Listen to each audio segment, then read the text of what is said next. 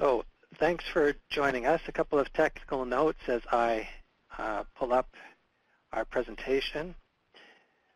How well your computer follows the audio in the presentations largely depends on the speed and quality of your internet connection. So if you find that the audio or video is choppy or delayed, it may help to close other applications that are connected to the internet, such as Skype or Instant Messenger or email software or other pages on your web browser.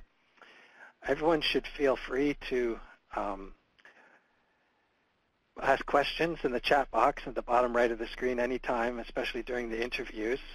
We'll gather the questions as we go along through each of our 3 presentations today and then respond to them during the question period. So there'll obviously be time to ask questions during the discussion, the Q&A, but if you want to post them right away, we'll pull them out and make sure they get asked during the question and answer period. And we're also going to be recording today's session, and it will be posted on our website as a resource for other people who can't be here today. Immediately following the webinar, for people who can stay on for a bit longer, we're going to have a dialogue session. One of the limitations with this format for the recorded portion of the session is that people can only, participants can only have your input through that chat box, which can be a bit limiting sometimes. So afterwards, after the end of the webinar, after the hour, we'll turn off the recording and I'll give out some dial-in information, and people want to talk over a teleconference about what they've heard today and especially discuss the reactions and share some of the actions you're taking or considering. You'll be welcome to join us for that, and I'll give out the dial-in information at the end of the webinar. So you're welcome to join us.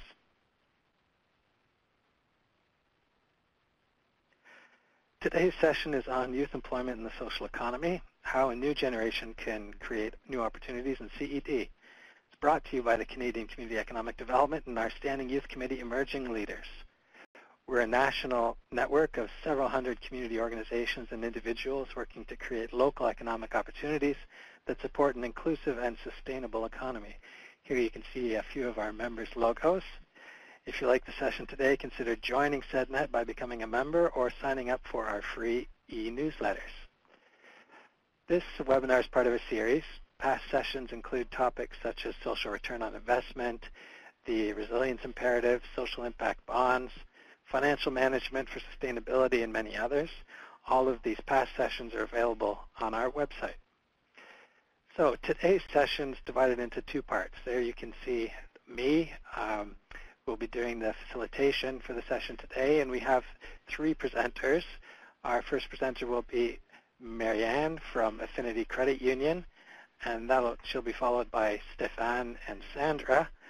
And those 3 presentations should take about 30 minutes, and then the second half will be a question and answer period where I'll pull out the questions that people will have either posed in the chat box or post at that point. And once again, you should feel free to post the questions, comments, or other information you'd like to share in the chat box anytime. Before we get into the presentation, though, let's just do a quick poll to see who we have on the webinar. You should see 2 polls pop up on your screen. One asking you what you think the biggest barrier to youth employment in CED and the social economy is, and the other is what your main interest in the session is. So go ahead and vote. There you can see the vote starting to come in, and we'll see. I'll check in on the results in a second. In the meantime, let me do the intro for this session. So these days, and especially in the wake of the catastrophic typhoon in the Philippines, there's growing concern about environmental conditions. With the inequality we see in the world, there's concern about social conditions, and youth these days, from the feedback I've been hearing, are increasingly looking for purpose-driven employment opportunities in the hopes of developing careers in which they can do good as well as make a living. So Canada's employment statistics reveal an aging workforce, much of which is nearing retirement. And employers understand that youth engagement is essential for creating substantive and lasting change and is integral to organizational succession planning.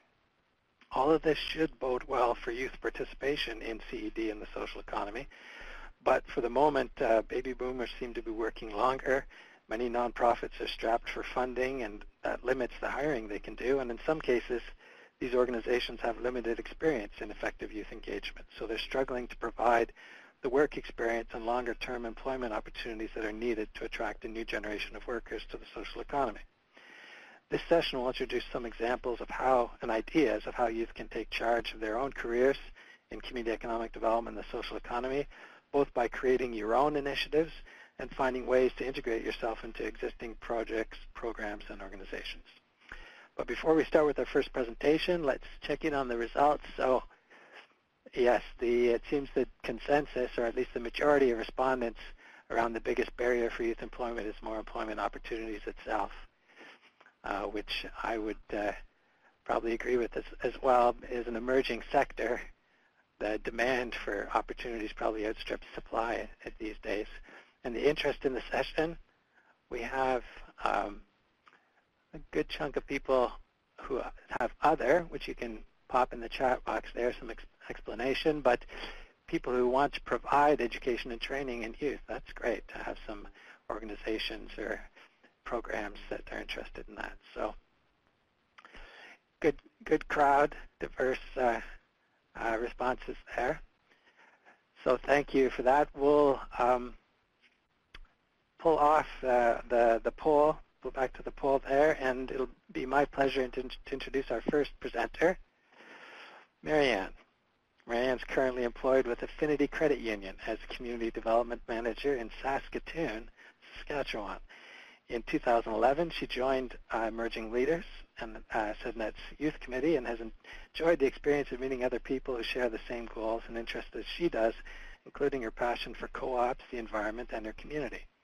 Her current role in community development at Affinity allows her to feed these passions by working with microenterprise, co-op development, financial literacy, affordable housing, social enterprise, and environmental initiatives. That's a very wide-ranging list.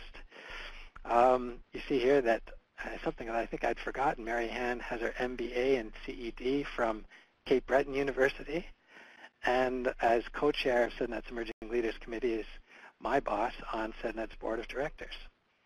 So thanks for joining us, Maryann. Uh-oh, I think she might still have us on mute. Maryann, we heard you before.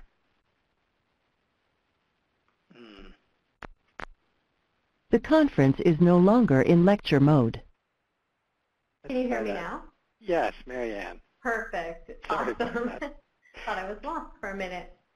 So you're one of the lucky ones, I think, working in a credit union, being on the board of CCEDNet. It seems like you've made it into the world of CED and the social economy. Are you going to tell us how you did it? I am, and you'll be probably not surprised that it wasn't a clear path, but that's what I'm going to talk about today. So if anybody can't hear me, just do a quick note in the chat, and I'll make sure that you can. Right. So I'm definitely going to start by telling you my path into the social economy. And really, in the perfect world, we would all love, or at least I would love, that we have our values that would align with how we live our life, where we volunteer, where we do our support. And then we would find a job that combines all of that, and we would go to work happy and motivated and, enjoy what we're doing. Everything would align together. But unfortunately, that doesn't always happen.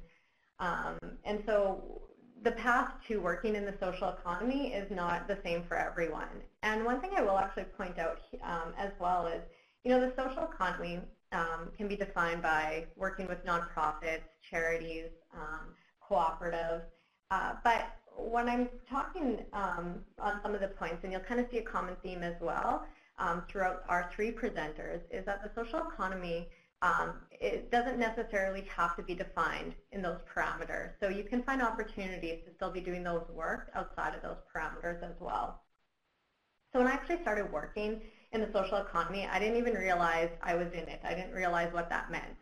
I started at Affinity Credit Union as a frontline teller, based solely on the fact that I was tired of serving tables at night while going to university, and that the starting wage was higher than what I was currently making.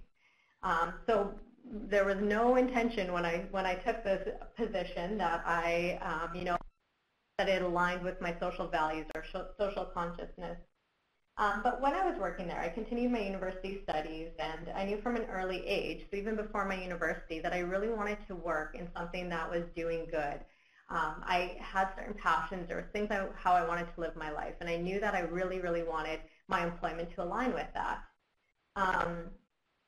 And so I just kept thinking that, you know what, I'll keep working at the credit union until I found something more meaningful, and it was paying the bills, and I'm good to go to finish my university. And my university was really around a lot of environmental and indigenous studies. So again, there was no clear connection of the work I was doing and the studies I was doing and where I wanted to be. I really wasn't unhappy with the credit union. I had many opportunities to volunteer. They were community-minded, but I just kept thinking, I want a career with a bigger impact. This is not it. But through my time there, our community development department also grew as a credit union. And I became more interested in what they were actually doing. So I took an entry-level position in that department. So I kind of went away from what the traditional credit union position would look like. And I got introduced into what the world of community partners actually looked like. And I was really excited about it. And through that, I was introduced to the group, to CCEDNet and to the group Emerging Leaders. And I looked into it and thought, wow, this is a group who share a lot of the same values and passions that I do. So I didn't even realize at the time what was out there. I remember stating that one of my dream jobs would be to work with grassroots organizations to get them from their starting point to where they would be sustainable. And I remember shortly after being introduced to CCEDNet, learning that they had a position at the time that was pretty much exactly that. And that was a huge aha moment for me when I knew what I wanted to do was actually attainable and that it was out there. So fast forward to where I am now. I have done numerous positions within Affinity, but I am back now in the Community Development Department, and we're right in the midst of refocusing and re-strategizing our area. And so like Mike pointed out, my work does cover a wide range of different initiatives, but that's what I enjoy. I get to assist in delivering a lot of those strategies, and I get to pretty much do what I said what my dream job was, which is to work with organizations that are achieving social change by offering them the finance side of things, so non-traditional financing options, grants to achieve their goals, and program development so both the credit union and the organization can achieve their mission. So again, even though I knew where I wanted to be, never did I actually realize I was in a job that could lead me into that position and into that area. And it really was all based on the networks that I had created or that were introduced to me, so CCEDNet being a huge one, as well as people within Affinity as well. So to me, networks is a huge, huge part of actually being able to achieve what you want to within the social economy. So what I'm going to talk about in the next few slides is another really big aha moment for me, which was getting to know a book called Making Good. So I had the opportunity when I was at a youth conference to get to meet Dev Ajula, which he and Billy Parrish wrote a book called Making Good, which is about finding meaning, finding meaning, money, and community while changing the world. And really what it focuses on is finding that sweet spot where you can actually align your values, making money, and doing social good and social change all together.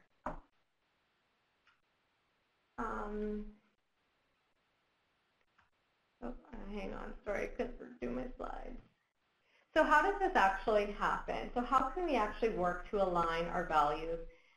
One of the biggest things I can say, no matter where we are in our careers or where we're currently working, we do have to do a little bit of aligning to make sure that we're making the choices before we actually get stuck in a spot. And so one of the biggest things I come across with peers or friends of mine is they're already in a spot where they want to be doing good, they want to be pursuing their passions, but they're tied to something. So they're tied to their paycheck or they're tied to their current job and they're too afraid to leave it. So what I always try to talk about is three main points. So The book Making Good goes into these in more in depth and also into further points as well, but I'm going to talk briefly about the three that I find really important and kind of give a good base for wanting to really align what you're doing in the social economy. So it's reflect, adapt, and connect. So when we're talking about reflect, you really want to define what a meaningful life means to you. So it's important to consider this early when you're making your decisions because, again, you don't want to be in a spot where you're saying, you know, I'd love to do more work around this thing that I'm passionate about, but I just can't because I'm too busy with work or other commitments. So it's very easy for us to get tied up into this. So it's important to define what a meaningful life means to you. And it's going to be different for everybody. You know, do you want to have a really good work-life balance? Or are you really an activist where you want to make sure that this, you know, policy has changed and you will do anything to push that? So you really want to have a good idea before you actually start to look for positions or when you start to actually build your career and take those next steps. You want to outline your values and your strengths. One of the best things that I took away from Deb and from this book was to think about 3 people that I actually admire and have had an impact on how I live my life or how I strive to live my life. And then identify which values or characteristics are those that I admire from those people. And then I really used these values to identify within myself what my strengths and weaknesses were and what I wanted to work on. So when I look at my own situation, although now I have experience in the field to work in corporate citizenship, one of my top 3 values is transparency. And that's one of the reasons I've stayed with a credit union. So when I'm faced with maybe new opportunities or looking for a new career path, if I know what my values are, I can really make sure that I'm keeping those aligned with the decisions I make. And it's also a good idea to identify who you know you will never be and be okay with that. So there's a lot of people I admire, but I know that I'm not going to be able to be them. So I take what I need from them, but I know I'm not sort of pushing myself down a path that I won't achieve. And like I mentioned before, and like Sandy will speak a lot more of in her presentation, is social economy work is not the only path, and it's not always in the most obvious places.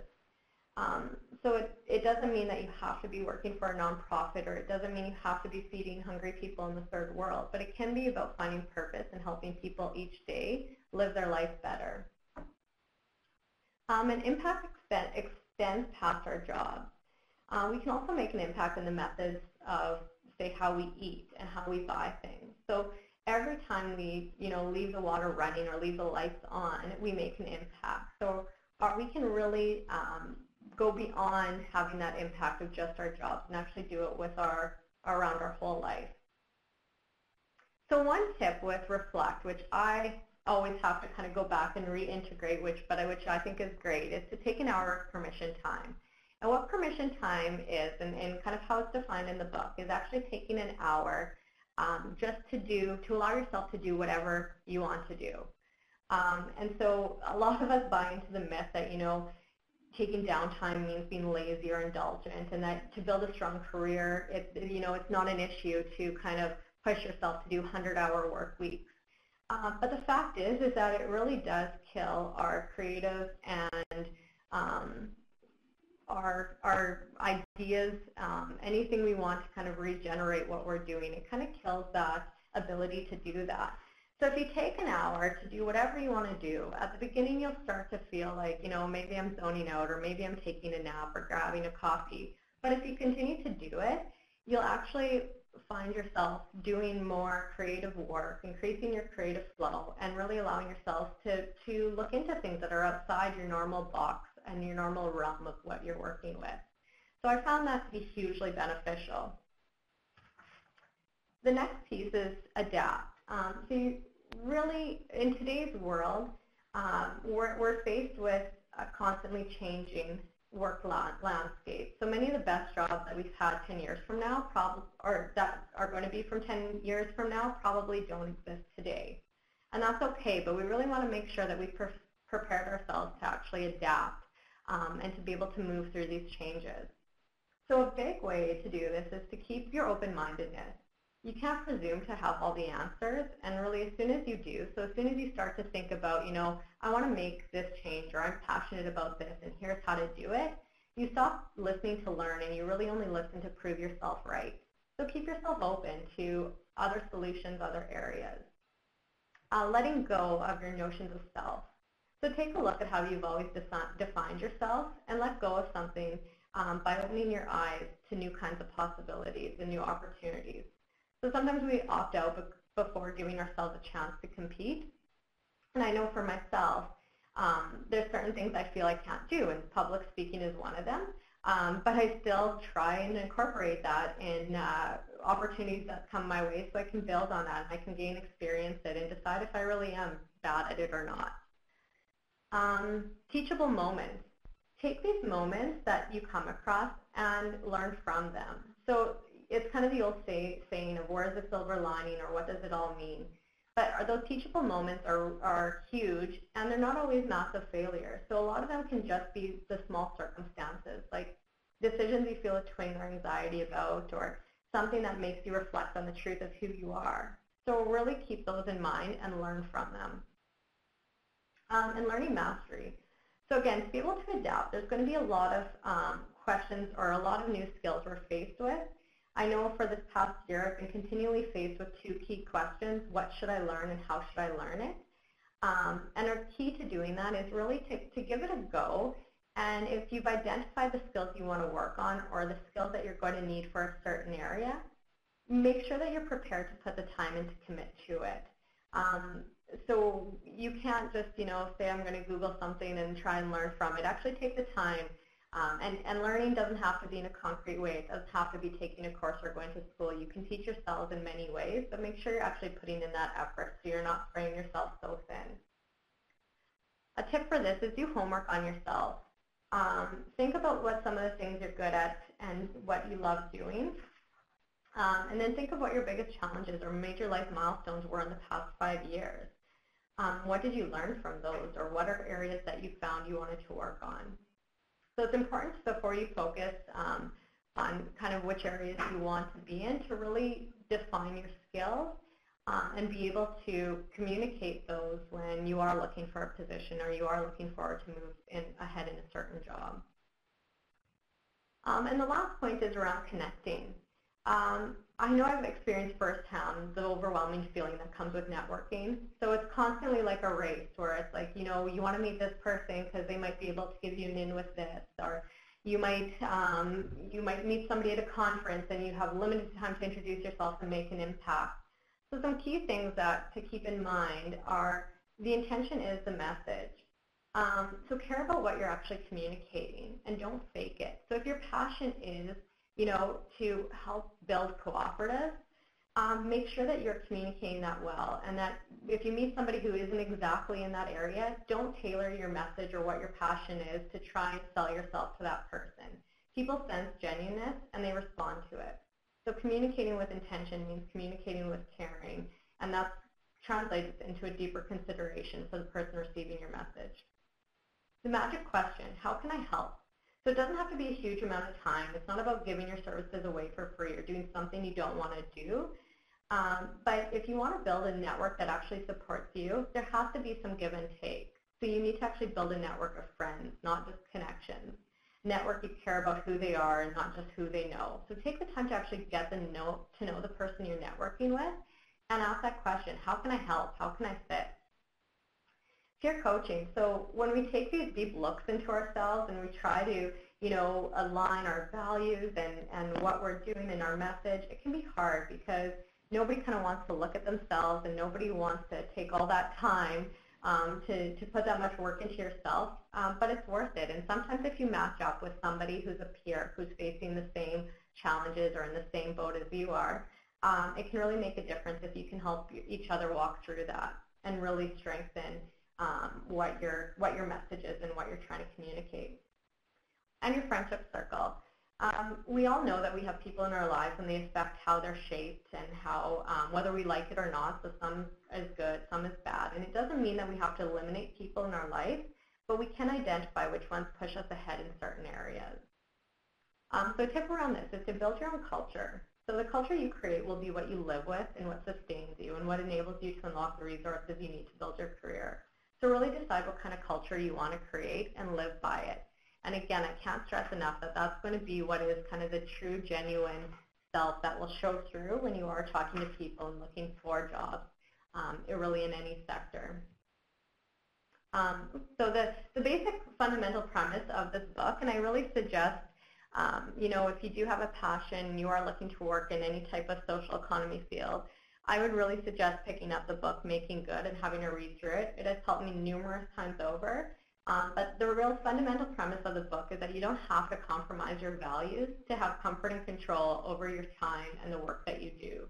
So it's not always easy, and it can sometimes take a while to get there. You might have jobs that don't necessarily align with it, but really it is possible to find that sweet spot where you are making money and also doing good and adhering to your values. And that's all I have to say. Terrific. Thank you, Maryann. That's a great overview, and it sounds like self-awareness really is a key part of what Dev and Billy were talking about in the book. I just posted the link to the book on the chat box there if people want to check it out. But it sounds like you've incorporated many of those points and navigated a persistent path, you know, in terms of following what the availability, the opportunities you had, and then turning that into knowing what you wanted and turning that into what you wanted. It's and I think doing a very good job of public speaking while you're at it. You don't have to worry about that. Good job. Okay, thank you, Maryann. So then the next presenter is Stefan Efkub. Stefan is Program Director at Food Matters Manitoba in Winnipeg. Previously, Stefan's coordinated research, evaluation, and policy analysis at Food Matters Manitoba and was also project coordinator for the Manitoba Alternative Food Research Alliance. Stefan has an MA in history from Queens and Kingston, Ontario, and became interested in food for many reasons. Growing up in rural Alberta was a starting point, involvement in international development work, and an interest in policy issues were some of the few, and of course, the joy of getting his hands dirty in the real work of gardening, I guess, as a part of that. So thanks for joining us, Stefan. Oh, it's great to be here today, and it's exciting to talk about this topic of youth and the social economy, coming from an organization that is a very young organization. We have a staff of 15 people here, and if I were to take a guess, I would say that our average age is probably about 27 or so.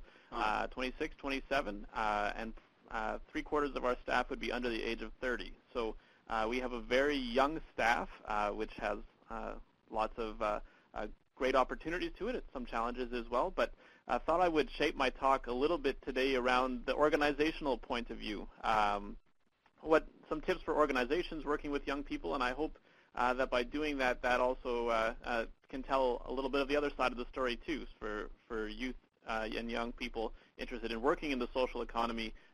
These are some things that organizations might be thinking about as well. So as a starting point, though, do you want to tell us a bit about your trajectory? Absolutely. So the picture that you see here is, I guess you could say, the start of my journey in the social economy. I spent a year volunteering with Mennonite Central Committee in Zambia, where I was a teacher and taught many different things in a junior high and high school, and upon my return went to grad school in Kingston, and I guess there were lots of things I enjoyed about it. I loved what I was learning, but also didn't really find a whole lot of meaning in it, and wanted to do something that was a lot more meaningful with my life, and very fortunately came across a Create Action internship at Food Matters Manitoba, which got me involved in policy work. And it seemed to be a perfect connection between some of the research and writing skills that I had in school, but also doing something really practical and in doing something that benefited people in Manitoba. So it seemed to be a very good fit. And since then, I've held a variety of positions in Manitoba, most of them at Food Matters Manitoba, doing different kinds of research, policy analysis, project management, and now I'm working as our program director. So that's sort of the evolution, I guess, over the last number of years. So what would be your advice then to the people listening? So I've come up with, I guess, there's 4 tips that I've thought about for today. And the first one is that there are many paths to the social economy. I did a quick poll around our office last week to see what kind of educational backgrounds people had before they came to Food Matters Manitoba. And you can see on the slide that it's pretty wide-ranging, from rural planning to history to environmental science, urban studies, global political economy, women's studies, nutrition, rhetoric, international development, human rights, CED, and so on. And I think that, I mean, that's the educational background. People also coming to us with a wide variety of employment backgrounds. When we look at applicant pools, and many of the positions that we have here are paid internship positions, and when we look at the applicant pools for these paid internship positions, these are all post-secondary graduates. They're all under the age of 30. And it's amazing the different approaches that people come with to the social economy, and how challenged we are at times, how we challenge each other to look at people coming from different backgrounds than we might expect for a certain position. So, and trying to think about how people coming with different kinds of employment or educational backgrounds can contribute to a position. So there's many different ways that people can come to this point, but I think another key point then is sort of the intangible things that the person brings. And we heard a little bit about passion and genuineness, and I think that these are things that really show through. There's not a lot of places out there that train you for the exact role that you would have at Food Matters Manitoba. But if you come with some of the basic skills and you also care deeply about the work that you are doing, I think that is what is important. And for lots of positions as well, I mean, it's very apparent immediately in an interview if someone is genuinely passionate about the work that that you are doing and the work that they would be doing in this position, or if they see this position as just as a tool to get somewhere else. If their real area of passion is somewhere else, but this is, they can't find work in that area, or they see this as a stepping stone and they'll leave as soon as they can get employment somewhere else, it's immediately apparent. So I think focusing on, we've been very fortunate to find people both that come with tremendous skills, but also care deeply about the work. And in a nonprofit sector, where our pay isn't as high as it might be in some other agencies, where there's a lot of expectations here for the work that needs to get done. Having that passion, having that drive is really important, and it's something that we can see as an employer, and it's something that really affects the way that we work. The second tip that I have is that young people can do amazing things. When I was talking about this with some of our staff, they made a comment that if they were working in some other jobs that they'd had as young people, they would probably be filling the filing cabinets or doing sort of entry-level positions. But here they've had an opportunity to do quite a wide range of things, to take on leadership roles, to take on projects to call their own, to use their creativity and their gifts. And I think that this is one of the real opportunities that we've had working with young people, is being able to tap into the creativity and passion that young people bring to their positions. The picture on the left there is our annual report, and each year for the last number of years we've had communications internships, and one of their jobs has been to create the annual report, and it's a project that they take on and sort of connect with other staff and coordinate and manage, but it's also something that they can really imprint their own vision on as well. I think that's also key, is enabling young people to be able to carry through a project from beginning to end, to let people experience ownership of the work that they're doing, to let people understand how the work that they're doing fits in with other things, and to be able to really to grow into a position, to grow into a leadership role, to have opportunities to gain skills and opportunities beyond what one might naturally expect. I think one of the things we've been really blessed with as an employer is the new ideas that young people bring to the table. And so whether that's new technology that we can incorporate here, whether that's new approaches to operating as an organization, whether that's new approaches to implementing program, having young people, having people with new ideas, creating that vibrancy has been really significant for us. I think one of the challenges, I guess, that we face at times with young staff is that many of the positions that our young staff are in are short-term, that they are 6-month positions, 9-month positions. They're funding dependent, and that can create challenge and it can create stress. I know that for myself, I was for a number of years on a series of sort of shorter-term positions where didn't quite know what was going to happen a few months down the road. And in that kind of context, I think we're not the only ones in that context. I think openness is key. Openness about what future possibilities might be or lack of possibilities, openness about where the organization is going, openness about being clear and honest and forthright with people so that they can plan around the realities that you're working with as an organization. Similarly, I guess also being open about sort of the real skills and the challenges that you experience working with young people at times. Sometimes people are coming with fewer, with less experience, or they haven't had an opportunity to do some things that you need them to do. And being clear, being open, being honest, but being supportive as well, and engaging people to learn those skills, to pick up those skills that you need them to learn. So I think that the openness, transparency is a key component to working with any staff, but also particularly with young people as they are going through a particularly, I guess, transient period of employment, and where we can't always be promising longer-term employment as well. I was really fortunate when I finished my work here at Food Matters Manitoba as a Create Action intern that through that process, Food Matters actually connected me with the Manitoba Alternative Food Research Alliance and was able to work there for a couple of years before returning to Food Matters a few years ago. So that was an example of how throughout that process Food Matters was very open with me that there wasn't future employment at Food Matters at that time, that they wanted to keep me on but they couldn't, but that they also were really proactive about enabling me to stay in the sector. And so I've been able to continue working in this field. Which leads me, I guess, to my fourth point, which is that it's worth investing your time in young staff.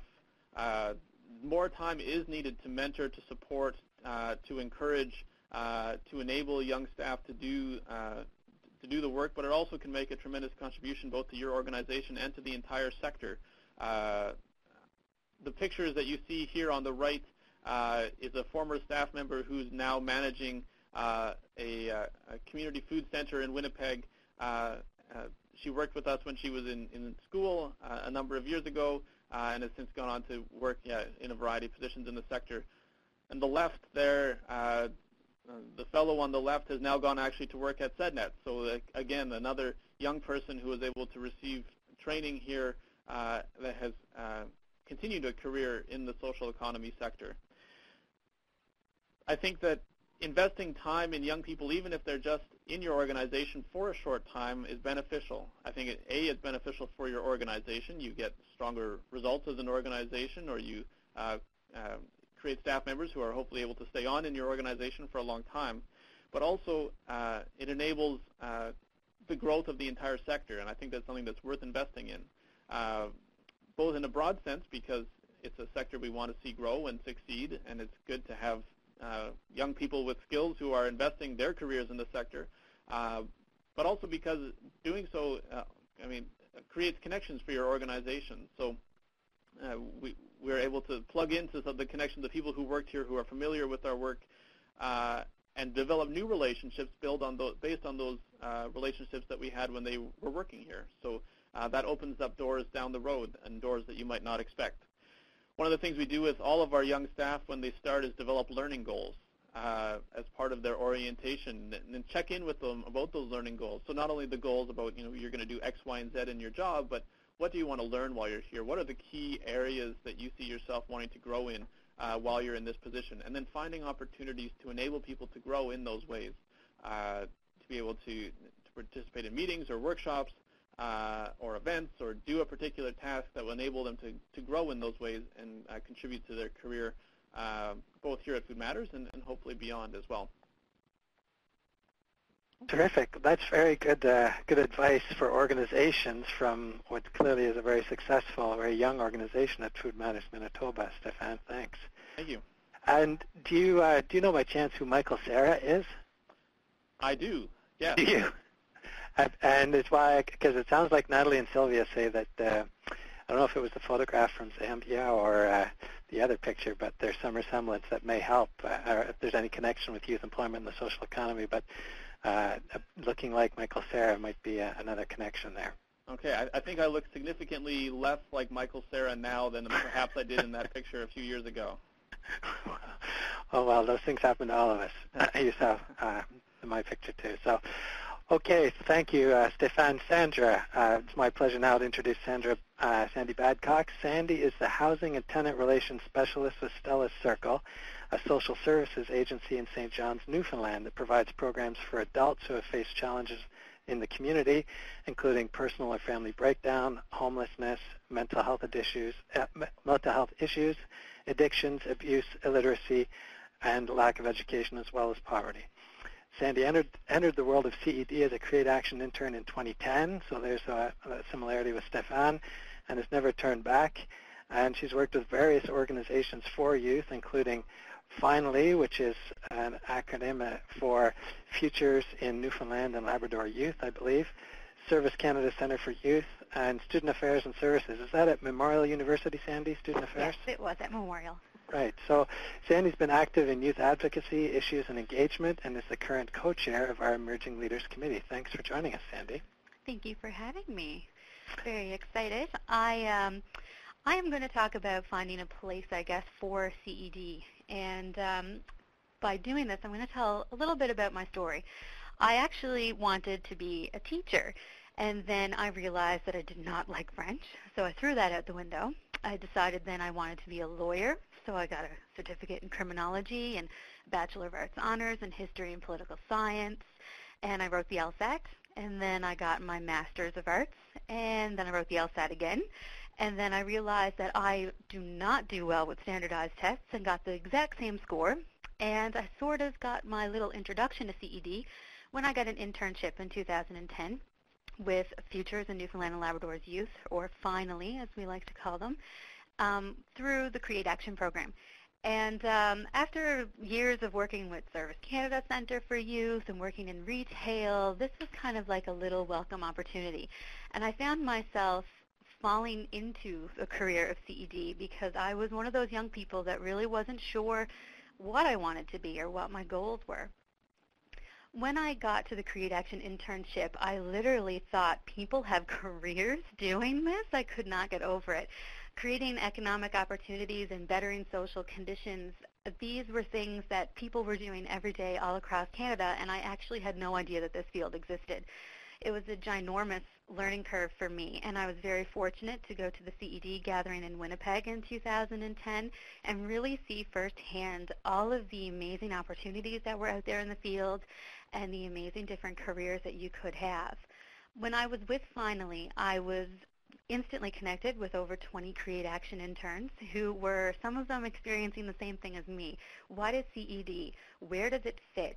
How does this work in real life? I struggled with my project. I didn't know what I was supposed to be communicating to youth, or sometimes even how my project or what my day-to-day activities were correlated with CED. And I think that that was something that took me a really long time to kind of figure out. I made a lot of community partnerships. I started working with people at Memorial University and the Multi-Material Stewardship Board here in Newfoundland to discuss ways that youth could get more involved in environment and economic possibilities.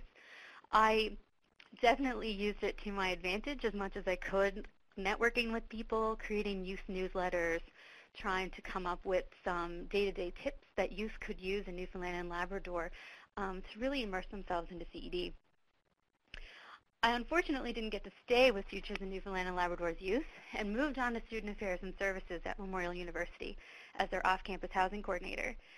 And I think this is where I really kind of had to think about CED, and is it a part of me or is it something that I am working on at that moment? And in this career world where CED didn't really fit, was it affordable student housing? All students wanted affordable housing. You know, it wasn't a whole lot of learning opportunities. I could teach people about Residential Tenancies Act, but I don't know. It didn't really seem like it fit the CED model that I had just learned about. So I really struggled about where I could bring CED into this higher education field that I was working in. And then I realized that CED doesn't have to be about teaching a client or teaching a student how to do something, but it can also be what you share with your coworkers and what you do for yourself. So I joined the community garden and became a part of their board of directors. I was sharing my experiences with colleagues and students, the importance of growing your own vegetables and giving back to the community, building a fence together, making a little family, and also showing this like amazing opportunity that you could do right here in the back of a school property. It was fantastic. I also joined the advisory committee for Home Share Newfoundland, which partnered students with seniors, and it allowed seniors to stay in their own home and allowed students to have an affordable place to live. And of course, in exchange for their friendship and some light, duties to help the senior really be able to stay there, I immersed myself in research and conferences and learning as much as I could about vacancy rates and affordable housing and taking courses on policy writing and development. So I really found that even though I wasn't working in a CED workplace, I'm not in a nonprofit, I'm not in a social enterprise, I really could find ways to bring CED into that workplace, even though I wasn't directly connected. I was very fortunate then to be able to transition into my current role at Stella Circle. I do work for the housing division, supportive housing, but we do have a social enterprise, we have an employment and education division, a clinical program, a women's shelter, and we're very all around a little holistic group here in St. John's. Here I realized that I had gone way back to being hands-on, what I like to call grassroots CED.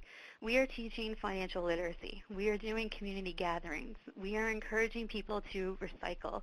We are building incentives into programs to work with our clients to be able to teach them CED principles without calling it a classroom or a session. We often will piggyback things with food. Everyone loves food. You get free food and you can learn new opportunities. And it doesn't have to be financial literacy as a workshop, but it can be something like going through flyers and talking about ways that you could save money that week and what you can do with that saved money, getting together, building it into conversations. There were multiple ways that we were very hands-on doing the CED principles without particularly giving the information to tenants or clients that, hey guys, you want to come down and learn about community economic development? Because for them, those are three very scary words, especially when you're still so new to the whole concept of CED yourself. But one thing that I guess that I have learned is that there are ways to bring CED into non-CED workplace. And quite recently when I was in Calgary at the Social Enterprise World Forum, I got to meet with a lot of the Create Action interns that just finished their program.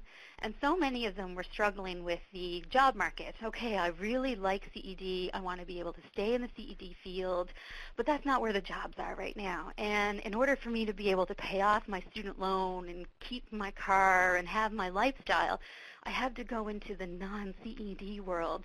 And you could hear them almost kind of be quiet about this, like it was almost shameful that here they were at a Create Action and they were at the Social Enterprise World Forum, and they would have to leave and go into another career. And I say to everyone and all youth going into this field that that is okay. You do not have to be in a social enterprise. You do not have to be a member of a co-op or working at a co-op in order to bring CED into the workplace. The definition of CED can be really hard to follow if that's exactly what you want to work on. So I feel like you have to bring your own CED definition into your workplace. There are so many different things that you can do. Recycling programs are one.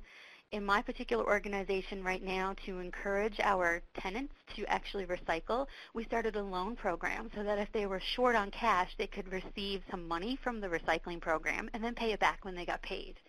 We started small gardens. They were indoors and outdoors.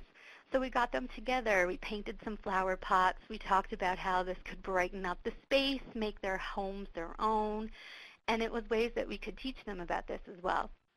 There are other things you can do. You can teach skills that can be transferred into small business opportunities, such as knitting or jewelry making. Jewelry making is something that happens at our women's shelter quite frequently, and it allows the women an opportunity to not only get together and discuss or learn something with the staff person who's teaching them how to make jewelry, but also as a way to make a little bit of money that keeps them away from doing other things, and also a different way that they've never thought about making money before.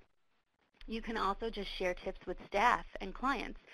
You can talk about some energy saving techniques or some small tips about business ownership and finances. It doesn't have to be going out and starting a social enterprise. It can be simple things such as turning off the lights when you leave a room, or making sure that your electricity is, turned down so it's not heated all weekend long.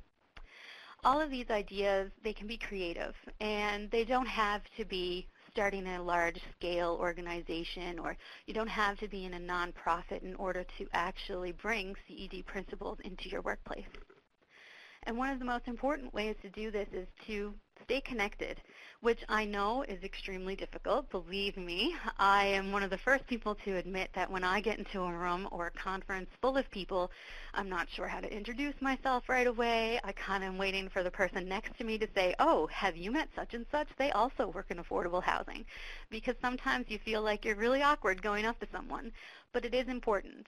And when you're meeting so many different people, there are different techniques that you can do to kind of keep people in your mind. And as Maryann pointed out earlier, it's about creating a friendship, not necessarily someone that you feel like you're forced to network with. So I like to keep business cards and then jot a little note down that says what we talked to this person about. And it doesn't have to be something specific to work. We could have talked about a show that we really like together. And it's just a way that you can create this friendship and bond and be able to use this to your advantage to stay connected with others. I am a member of Emerging Leaders in CCEDNet. I have been since I walked into the door to the Create Action program at Finally, and I continue to be connected. And I think that I use CCEDNet and my colleagues from Emerging Leaders to my utmost advantage. I have asked Maryann financial literacy points when I am trying to create a ready-to-rent workshop, and I have definitely talked to many of my other colleagues about some things that we could keep working on, or they could help me understand a little bit better. Webinars, talking to people, even through social media now with Facebook and Twitter, are great ways to not only connect with people, but also to share resources, job opportunities, maybe even some funding possibilities. So I think that the most important thing to remember right now for youth entering into this field is that you don't always have to be working for a CED organization or a nonprofit in order to bring the CED principles into your everyday lifestyle. There are definitely ways that together we can make CED more of a style of living and not necessarily have to be something that you're working in. And that's my little thoughts. Terrific. Thank you, Sandy. That's another inspiring path and example of how these processes are rarely, if ever, straightforward, but I totally agree with you that every little bit counts, and it's a basic community organizing or community development principle. You start with where you're at and do what you can and stay focused, and combined with the self-awareness that Maryann talked about and some of the opportunities that hopefully organizations can offer, as Stefan mentioned, people can find their own path and move towards CED and the social economy if that's what they want. So that's terrific. We have a few minutes left now for questions and discussion. There haven't been, I think, many questions or comments posed in the chat room. I see that Anne and Maggie had a bit of an exchange there, so that's terrific. But if people have other questions for the presenters or comments you want to share, please go ahead and start typing those in the chat box. I will unsync the presentation. So now everyone on the webinar should be able to scroll through the slides yourself, go back and forth, and so if there are particular slides you wanted to see again or go back and refresh your memory of what people said, you should be able to go through those yourselves now. So I think I see Nicole is typing while we get some questions submitted on the chat box. Also, I think Natalie and Sylvia had said earlier, Sylvia was hoping we would explain what the social economy is. And so I don't know if from the examples, Sylvia, you have a better sense of what the social economy is, but if you have any specific questions or want some more clarification, feel free to post that in the chat box as well. Here's a question from Nicole. What suggestions or advice do you have for students that are looking for internship opportunities?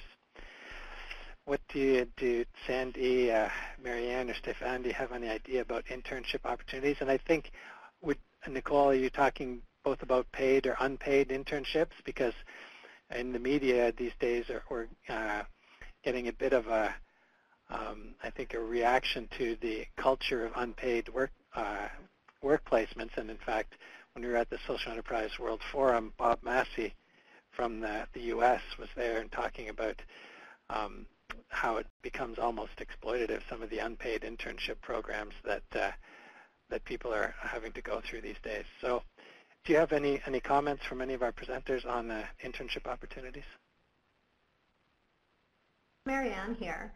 Mm-hmm. One suggestion or one piece of advice I would say is definitely look in areas where you might not normally look. So there's internship opportunities, that do focus on, say, club development or specifically CED related. So look in numerous areas. Don't just kind of look where you have been looking, and ask people, talk to people.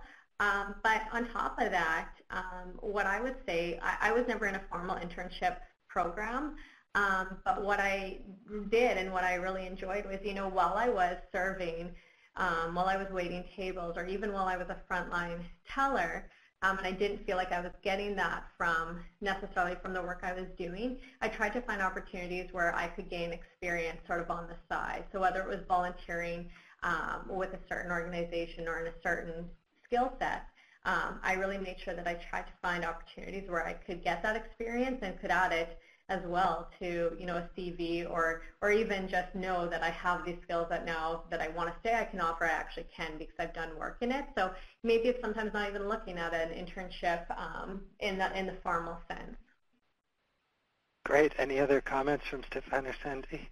One place, in terms of looking, one place that I looked when I was job looking was the CCEDNet website, which has great job listings from across the social economy. So that's one place I would look. I guess also I would say to be persistent. And if you apply for an internship at an organization and you don't get it, try again the next time.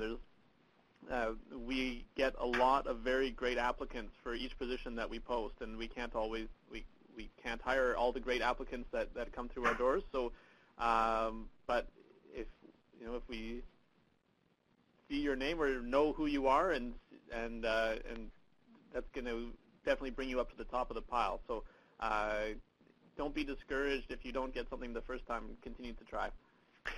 One point I would just add when you mentioned looking in unusual places is I see a fair number of international placements, and that sometimes isn't directly related to a career field that you're looking in, but can be indirectly related, and that kind of both life experience as well as professional experience can add to a CV, and sometimes there are more opportunities. For example, with the Unitera program, CCEDNet has a partnership, and we advertise their internship availabilities in each of our newsletters. So you can watch those as well as the CCEDNet website for sure. We just have a couple of minutes left. I think we're just about out of time. Maggie had a question around experience in youth employment in rural versus urban communities. Are there particular differences or challenges you think about in terms of finding opportunities in rural versus urban communities? Sandy here. I'm actually from a small town of about 5,000, and one year when I worked for Service Canada Centre for Youth, I encountered this exact, I guess, problem with youth employment in rural areas as I was visiting a lot of the smaller coastal communities in the eastern Newfoundland and Labrador. And a lot of individuals, I guess, found that their problem, particularly with summer employment at this point in time, was that the only option was to go work at the fish plant, which, of course, all of the fully employed. People were also trying to work there at the same time, small communities, and it was a lot harder for youth to find employment opportunities. One of the things I found that a lot of the youth were looking towards at that particular time were coming together and creating their own small business opportunities, being able to network together, creating recreation programs for the even younger children.